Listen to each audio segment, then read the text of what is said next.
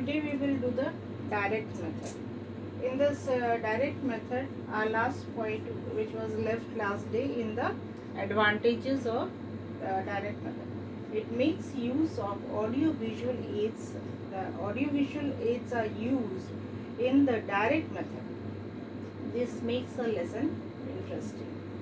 When we are using the audio-visual aids, means it is in English, and when the children are seeing it, there is no multilingual use, or neither the L1 use, means the mother tongue. Okay, so when you are seeing any audio visual aids in the specific language, means the here we are talking about the English.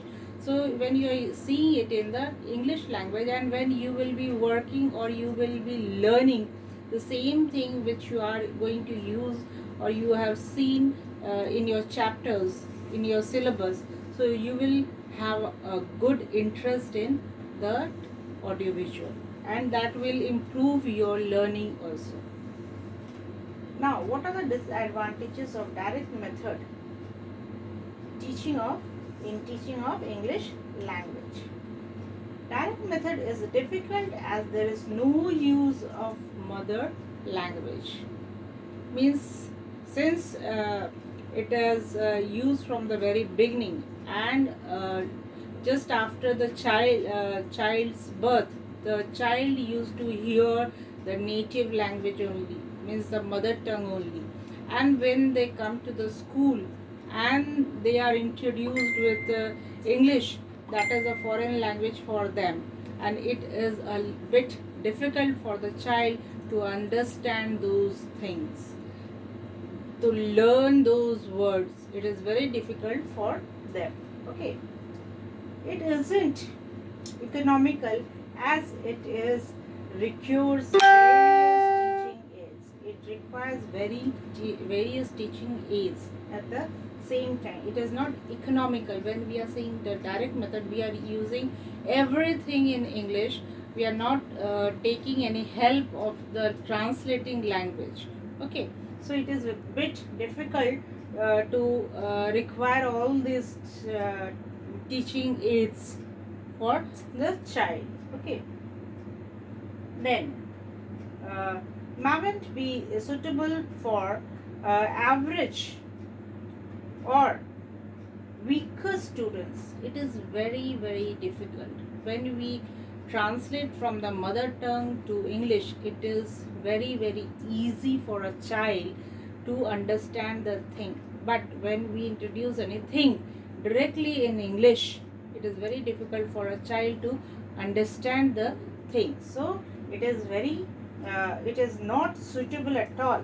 It is not suitable at all for an average child at least. Means those who are brilliant, it is not difficult, but those who are average child, it is very difficult for those children to understand. It requires competent teachers.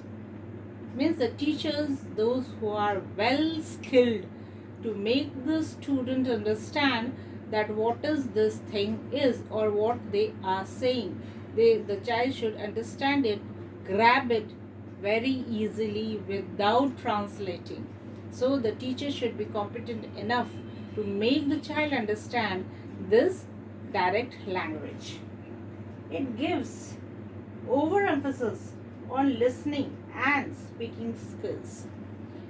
It even emphasizes more, because when you are learning directly, so you need to emphasize more on the listening and speaking first, not on writing. First they need to listen very carefully, keep on listening.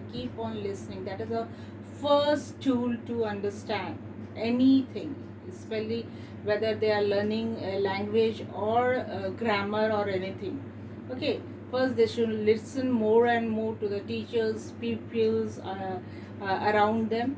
Then they should be speaking the same thing with the peers or the teachers or the people around them. That is very important for a child to acquire English within them.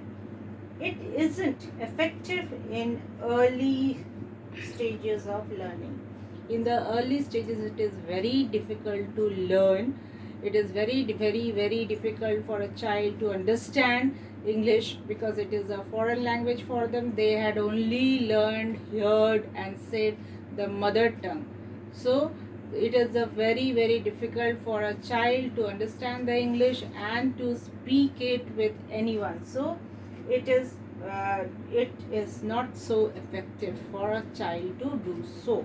So it needs in the early stage of learning, they need a lot of time, competent teachers, effective skill with the teachers, and a span of time to learn.